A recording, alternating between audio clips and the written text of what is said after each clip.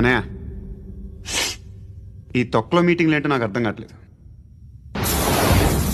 10 మంది ఉన్నారు, అందరిని లేపేస్తే ఇంటికి వెళ్ళిపోవచ్చు.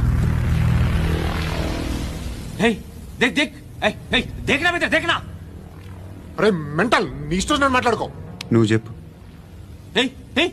నీకు బ్రెయిన్ పచ్చట్లేదంట్రా? ఏయ్, మా ఏరియాకి వచ్చి మమ్మల్ని చంపుతా అంటావు బే?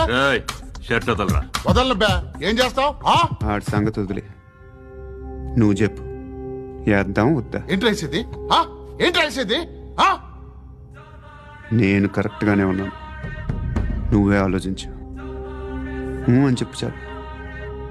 ఏయ్, నిన్న కాక మొన్నొచ్చి ఊయంట్రా.